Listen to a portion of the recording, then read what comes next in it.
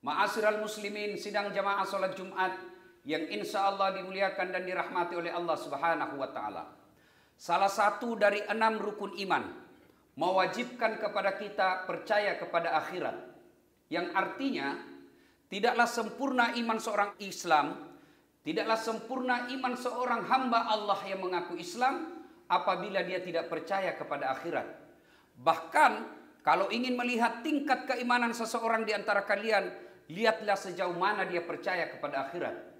Rasulullah bahkan menjelaskan, kalau engkau mau melihat tingkat keimanan seseorang di antara kamu, maka lihat percaya kepada akhiratnya. Semakin tebal kepercayaannya ke akhirat, maka semakin tebal keyakinannya kepada Allah. Demikian sebaliknya.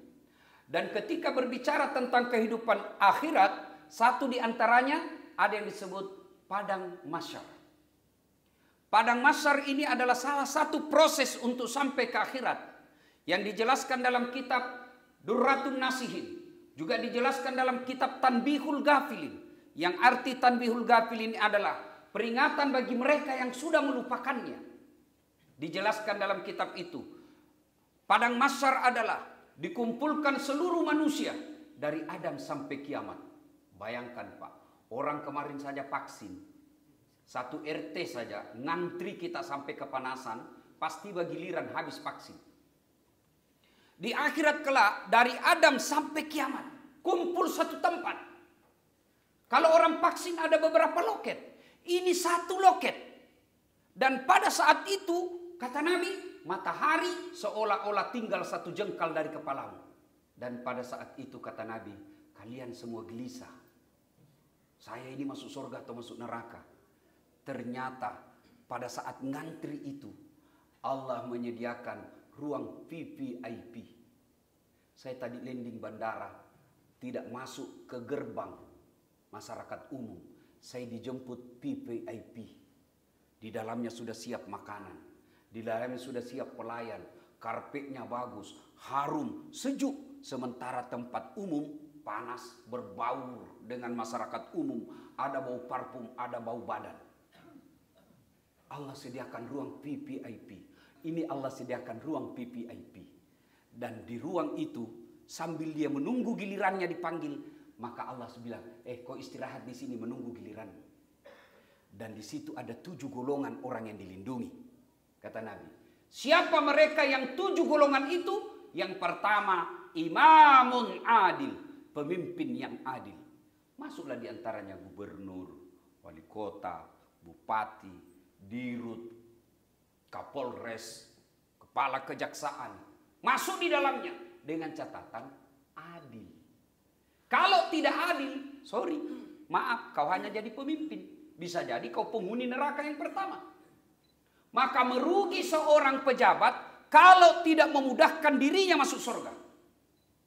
Merugi seorang gubernur kalau tidak memudahkan dirinya gubernur itu gampang masuk surga. Gubernur sholat jamaah duhur. Assalamualaikum. Assalamualaikum warahmatullahi. Mana ini kepala dinas pendidikan? Saya sudah berapa kali berjamaah di sini tidak pernah muncul. Ajudan telepon Pak Kadis. Pak Kadis, dicari kok Pak Gubernur. Kata beliau tidak pernah kok dilihat. Besok Pak belum azan sudah ada di masjid. Itulah hebatnya gubernur. Saya ceramah.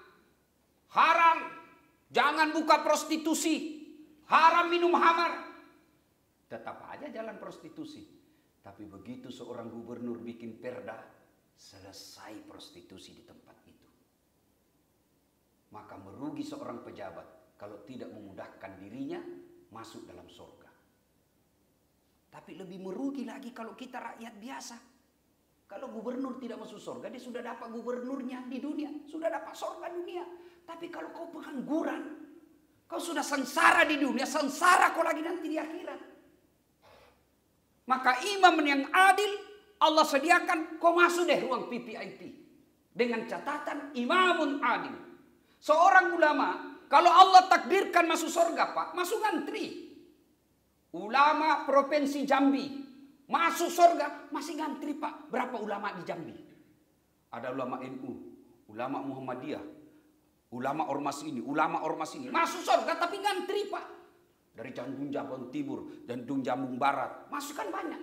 Tapi begitu Allah katakan gubernur Provinsi Jambi, tidak ada saingannya Pak, sendiri dia masuk.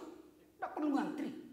Tapi ingat, ketika dia juga salah, gubernur Jambi, langsung didapat. Oh itu dia.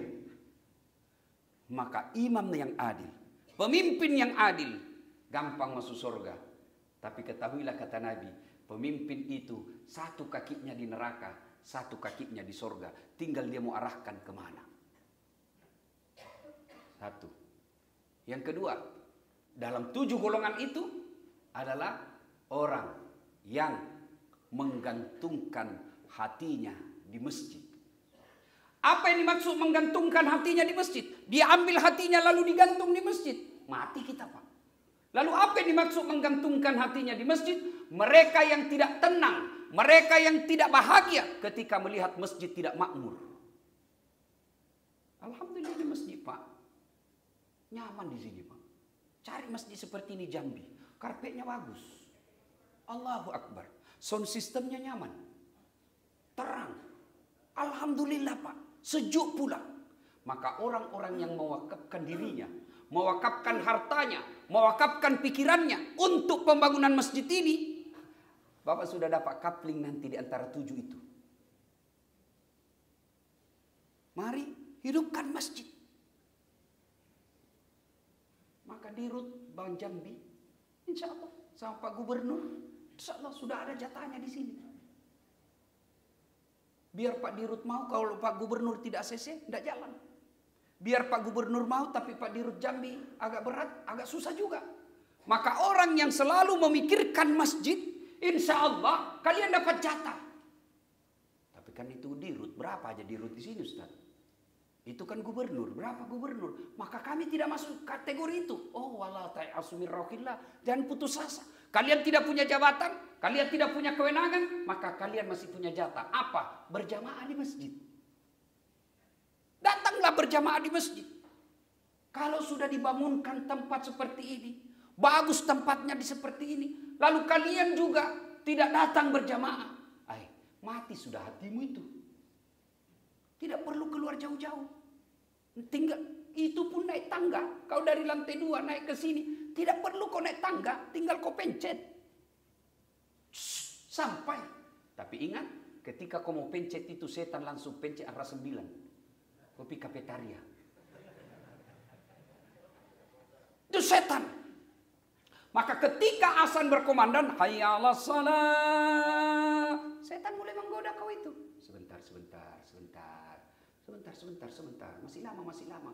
Begitu sebentar main WhatsApp, berselancar di medsos. Oh, sudah kamat. Akhirnya setan kata, sudah terlambat, sudah kau sampai itu sudah selesai. Begitu setan menggoda kita. Termasuk Bapak yang selalu terlambat sholat Jumat. Dengarin yang selalu terlambat sholat Jumat. Mereka yang sudah khatib naik dan mengucapkan Assalamualaikum warahmatullahi wabarakatuh. Bapak sah sholat Jumatnya, tapi mohon maaf, buku absennya malaikat sudah closing. Tutup, naik melapor. Jadi Bapak selama ini dianggap tidak ceklok. Hadir, tapi tidak dicatat. Allahu Akbar. Sholatnya tinggal hari Jumat.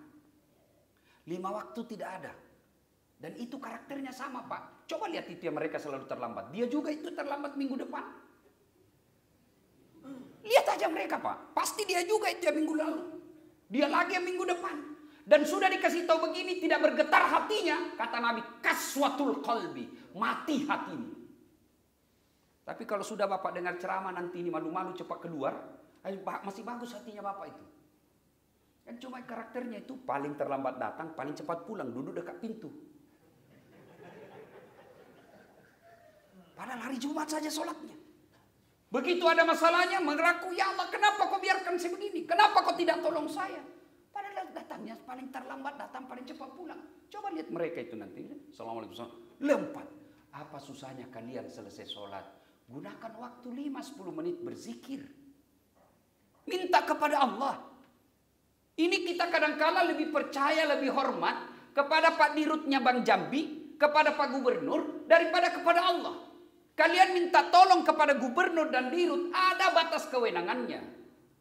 Tapi kalau Allah yang kabulkan doa kalian, tidak ada satupun manusia yang mampu menghalangi kehendak Allah. Sebaliknya kalau Allah yang ingin jatuhkan kalian, jatuh. Meskipun satu dunia akan mengangkatmu. Maka datanglah minta kepada Allah. Selesai sholat Jumat minta. Ya Allah, sudah lama saya di kantor ini. Orang tua sakit ya Allah. Saya ingin rasanya kembali ke kampung. Akhir-akhir itu orang tua saya. Saya mau dekat dengannya ya Allah. Tapi pekerjaan ini menyulitkan. Tapi bagimu ya Allah tidak ada mustahil. Begitu selesai Bapak berangkat besok. Luluh hatinya Pak Dirut. Oke lah kau kembali ke kampung. Tidak ada yang mustahil. Ya Allah capek saya sudah lihat istri saya ini ya Allah. Minta tolong kepada Allah. Biarkan Allah yang ngatur mulutnya istrimu. Kalau Allah yang menolong kita. Tidak ada yang mustahil. Maka minta. Ini kan kita tidak. Bertumpuk-tumpuk masalah hidup kita. Sholat hanya sekali sepekan. Itu pun hari Jumat. Banyak betul. Assalamualaikum. Assalamualaikum. Begitu ada masalahnya. Langsung buruk sangka kepada Allah. Kenapa Allah tidak kabulkan doaku? Nabi Adam aja berdoa Pak. Minta diketemukan dengan Siti Hawa. Itu 200 tahun baru Allah kabulkan. Nabi Musa minta kepada Allah supaya Bani Israel diselamatkan dari Fir'aun. 60 tahun baru Allah kabulkan. Nabi Zakaria minta anak dari usia 21 tahun. 90 tahun umurnya baru dikasih. Rasulullah minta dipenggalikan itu kiblat yang tadi di Mekah. Kemudian pindah ke Palestina. Nabi minta kembalikan kiblat kami ke Mekah.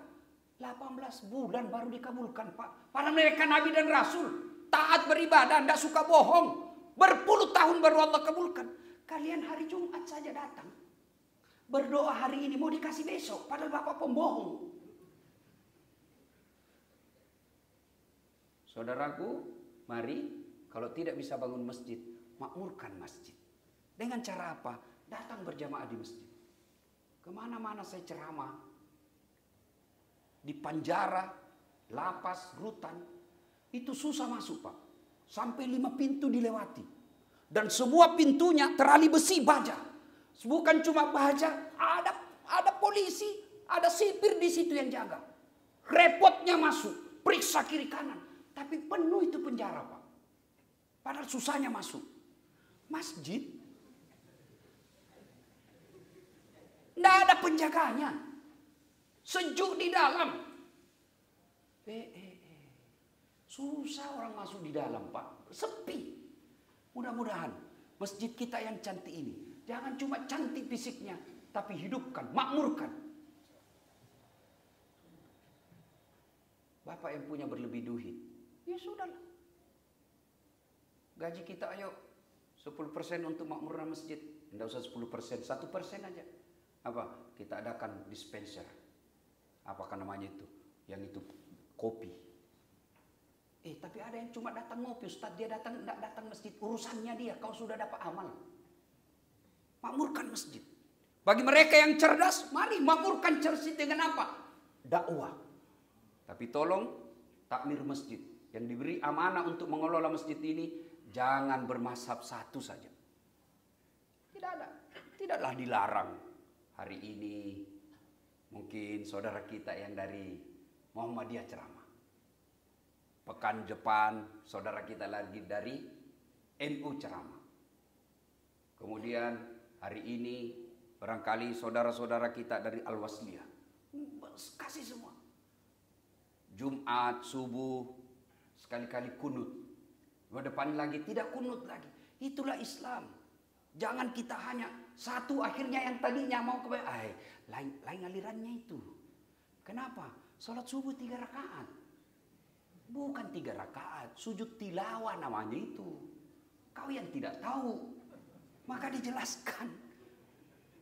Ya. Ada orang akhirnya tidak mau datang ke masjid karena merasa masjid itu hanya satu mazhab. Tidak usah ke masjid. Kenapa? Dia di situ, kelompok ini. Akhirnya masjid sepi. Maka yang baik pengelolaannya adalah kita seluruh warna. Namanya masjid ini kantor, ya bagusnya seluruh warna. Jangan dikuasai oleh satu golongan. Akhirnya masjid cantik, sepi. Sidang jamaah Jumat yang saya muliakan. Yang ketiga, yang akan dilindungi Dan masuk golongan orang-orang yang mendapat perlindungan di padang mahsyar kelak. Yang ketiga adalah mereka yang bertemu dan berpisah karena Allah. Bersahabat dengan gubernur bukan karena jabatannya. Bersahabat dengan seseorang bukan karena kekayaannya, tapi karena lillahi ta'ala. Saudaraku, kalau Bapak punya teman baik agamanya, genggam baik-baik tangannya, dia akan panggil kamu masuk ke surga. Maksudnya apa? Ketika nanti Allah takdirkan saya karena ilmu yang saya sebarkan, ibadah yang saya lakukan, Allah takdirkan saya masuk surga lebih awal, saya akan mencari mana gubernur Jambi. Saya bisa seperti ini karena beliau bantu saya bikin pesantren. Beliau bantu saya untuk dakwah. Beliau berikan saya buku untuk dakwah. Tidak enak rasanya kalau dia tinggal. Kata malaikat, masih banyak pertanyaannya dia. Masih banyak urusannya sebagai gubernur. Lalu saya mau masuk. Tidak enak rasanya saya masuk surga kalau belum ada beliau. Akhirnya Allah sampaikan, saya mau menyempurnakan kebahagiaannya si Das'at. Ambil itu temanmu supaya kau plong masuk ke dalam surga. Kalau kalian berteman hanya karena gubernur, siap-siap kau kecewa. Gubernur paling lama 10 tahun. Kalau kau berteman hanya karena dia pejabat, siap kalian kecewa. Berteman karena kaya, siap kalian kecewa. Kekayaan ada batasnya. Tapi kalau kau bertemu dan berpisah karena Allah, insya Allah kau akan ketemu dunia sampai akhirat. Kalau Anda berteman dengan orang baik, Nabi memberikan ilustrasi yang sangat cantik. Kalau kau berteman dengan penjual parfum, kalau kau tidak dapat parfumnya, kau dapat bau harumnya. Kalau kau berteman dengan pandai besi, kalau kau tidak terbakar apinya, kau dapat hawanya yang panas. Ilustrasi sederhana. Bapak tahu kulit kambing. Biasanya kita jijik melihat kulit kambing. Pun kalau dikeringkan, biasanya masih ada bau-baunya sehingga kita masih jijik. Tapi ketika kulit kambing bertemu dengan Quran dan kulit kambing itu menjadi pembungkus Quran, maka biasanya kulit kambing yang kita jijik, malah kulit kambing itu kita cium, simpan, cium ketika mau diambil. Kenapa? Kulit kambing berteman dengan kitab suci, akhirnya juga menjadi suci. Tapi ketika kulit kambing berteman dengan drum, tahu drum, lalu dia menjadi beduk, bukan dicium Pak, setiap saat dipukul. Kenapa? Salah memilih teman. Maka Pak Gubernur, hati-hati memilih teman. Tidak semua yang mendekati Bapak niatnya baik. Bisa jadi hanya menginginkan gula yang ada di tangan Bapak. Pak Direktur Bank Jambi, hati-hati. Tidak semua orang dekat dengan Bapak niatnya baik. Bisa jadi mengincar jabatan Bapak. Maka yang terbaik adalah sikap kehati-hatian menggunakan dan mencari teman. Sidang Jumat yang saya muliakan, ada 7 yang akan mendapat perlindungan, tapi waktu Jumat yang terbatas. Akhirnya, mari jadikan masjid ini tempat untuk mendekatkan diri kepada Allah Subhanahu wa Ta'ala. Dan ketika kita wafat, harta, rumah, kita tidak bawa Pak, kecuali yang telah kita sedekahkan. Saya sering mengilustrasikan. Pegawai Bank Jambi dimutasi ke tempat yang tidak enak. Masih ada pilihannya Pak. Apa? Pensiun dini. Seorang pegawai kantor gubernur, pilkada kalah dan salah milih menang yang dia lawan, akhirnya menjadi staf biasa. Ada pilihan? Ada. Pensiun dini. Saya merantau ke sini, ternyata di sini tidak nyaman. Ada pilihan? Ada. Apa? Saya balik lagi kampungku. Menderita di dunia, masih ada alternatif pilihan lain. Tapi demi Allah, kalau Bapak masuk kubur, senang tidak senang, tinggal kau di situ. Tidak boleh lagi kau keluar. Bahkan kalau Bapak keluar, saya pun kalau keluar lagi dari kubur, saya dibilang Ustadz jadi tuyul. Tidak ada pilihan. Dan ketika sudah masuk kubur, kata Nabi, 3 saja yang bisa menolongmu dan mengalir amal-amalmu. Satu di antaranya adalah sadaqatun jariyah. Bapak yang telah dipotong gajinya untuk pembangunan masjid ini. Selama masjid ini dipergunakan, selama itu Bapak mendapat kiriman pahala meskipun Bapak sudah di alam kubur. Bapak yang telah memikirkan perkembangan dan pembangunan masjid ini, Bapak sumbangkan pikiran Bapak. Selama masjid ini dipakai, selama itu masjid ini akan menjadi sumber pendapatan pahala Bapak. Bapak punya tanda tangan sehingga jadi masjid ini. Selama masjid ini digunakan, selama itu Bapak dapat suplai pahala dari masjid ini, meskipun Bapak sudah jadi tulang belulang. Semoga Allah Subhanahu wa Ta'ala memanjangkan umur kita untuk berbuat baik, membangun masjid, rumah ibadah, tempat kita mendekatkan diri kepada Allah Subhanahu wa Ta'ala. Semoga ada manfaat, lebih dan kurangnya mohon dimaafkan. Barakallahu li wa lakum wa izza'izil mu'minin, innahu huwal ghafurur rahim.